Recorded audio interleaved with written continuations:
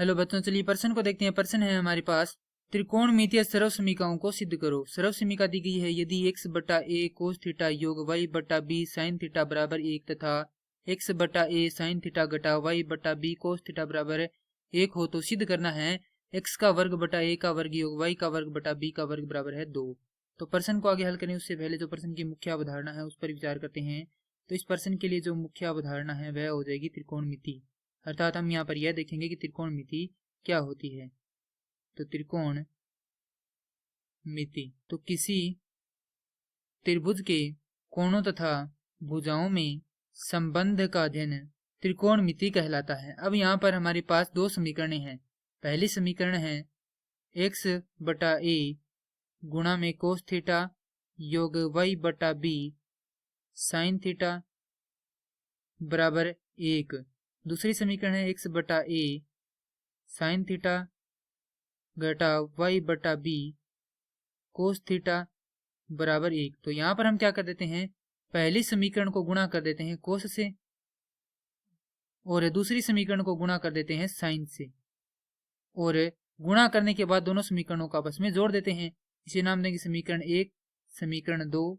तो यहाँ पर लिखेंगे समीकरण 1 गुणा में कोस थीटा व समीकरण 2 गुणा में साइन थीटा व समीकरण 1 योग 2 से x बटा a, यदि इसे कोस से गुणा करेंगे तो ये हो जाएगा कोस का वर्ग थीटा योग y बटा b, ये हो जाएगा कोस थीटा साइन थीटा योग x बटा a साइन का वर्ग थीटा, क्योंकि इसे साइन से गुणा कर रहे हैं जो नीचे वाली समीकरण, इसको घटाव y बटा b cos theta sine theta बराबर 1 और 1, माफ कीजिए यहाँ पर क्या है, साइन थीटा और कोस थीटा है योग कोस थीटा, क्योंकि इन दोनों को क्या किया है, गुणा किया है साइन थीटा व कोस थीटा से।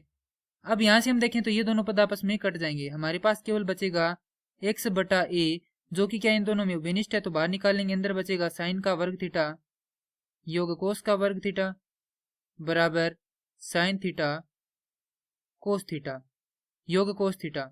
अब जैसा कि हम जानते हैं कि साइन का वर्ग थीटा योग कोस का वर्ग थीटा 1 होता है, तो x बटा a का मान आ जाएगा साइन थीटा योग कोस थीटा। इसे नाम देंगे समीकरण 3।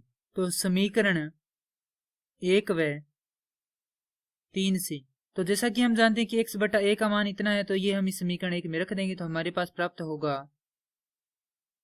साइन थीटा योग कोस थीटा गुणा में है हमारे पास कोस थीटा योग y बटा b, और यहाँ पर है हमारे पास साइन थीटा बराबर है 1, तो साइन थीटा बराबर 1। तो गुणा करेंगे तो हमारे पास प्राप्त होगा साइन थीटा कोस थीटा योग कोस का वर्ग थीटा योग y बटा b साइन थीटा बराबर 1। इस पद का क्या कर देंगे, इधर पक्षांतरण कर देंगे और इन दोनों पदों में से साइन थीटा को व्यनिष्ठ लेंगे, तो हमारे पास आएगा साइन थीटा गुणा में कोस थीटा योग y बटा b बराबर 1 घटाव कोस का वर्ग थीटा। जैसा कि हम जानते हैं कि 1 घटाव कोस का वर्ग थीटा बराबर होता है साइन का वर्ग थीटा, तो ये हो जाएगा साइन थीटा गुणा में कोस थीटा योग y बटा b बराबर साइन का वर्ग थीटा। एक साइन थीटा से एक साइन थीटा कट जाएगा, हमारे पास यहाँ पर बचेगा y बटा b बराबर साइन थीटा घटाव कोस थीटा, क्योंकि हमने यहाँ पर क्या किया, कोस थीटा का इधर पक्षांतरण कर दिया और पहले से साइन थीटा था, तो यहाँ पर ये धनात्मक है, पक्षांतरण करने पर किसका होगा, ऋणात्मक का हो जाएगा। तो साइन थीटा घटाव कोस थीटा, और यहाँ पर क्या बचेगा y बटा b। तो हमारे पास x बटा a तथा y बटा b का मान है, तो यहाँ पर अब मान रख देंगे। हमारे पास ये समीकरण है कि x का वर्ग a, x का वर्ग भाग में a का वर्ग योग y का वर्ग भाग में b का वर्ग, तो मान रख देंगे। तो x का वर्ग भाग में a का वर्ग योग y का वर्ग बटा b का वर्ग से मान रखेंगे, तो हमारे पास x बटा a का मान है साइन थीटा योग कोस थीटा, और इसका क्या करना है, वर्ग करना है, योग साइन थीटा घटाव कोस थीटा मान है इसका y बटा b का, तो y बटा b का वर्ग।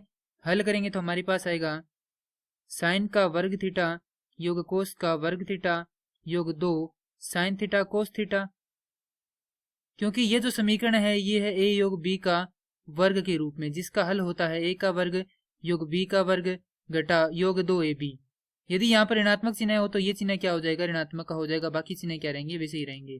तो ये हो जाएगा साथ में योग में साइन का वर्ग थीटा योग कोस का वर्ग थीटा घटा 2 गुणा में साइन थीटा कोस थीटा। तो 2 गुणा में साइन थीटा कोस थीटा से 2 गुणा में sine theta cos theta cut जाएंगे, और साइन का वर्ग थीटा योग कोस का वर्ग थीटा बराबर होता है किसी प्रकार ये भी क्या हो जाएगा, कोसाइन का वर्ग थीटा योग कोस का वर्ग थीटा बराबर 1 हो जाएगा। माफ कीजिए, यहाँ पर क्या था, साइन कोस का वर्ग थीटा था। अब यहाँ पर ये हो जाएगा 1 योग 1, तो दोनों मिलकर क्या बना देंगे यहाँ पर 2। और ये क्या करना था, हमें सिद्ध करना था कि x का वर्ग भाग में a का वर्ग योग y का वर्ग भाग में b का वर्ग क्या होता है, 2 के बराबर होता है। तो इति सिद्धम। मैं आशा करता हूँ कि यह प्रश्न आपको समझ में आया होगा। धन्यवाद।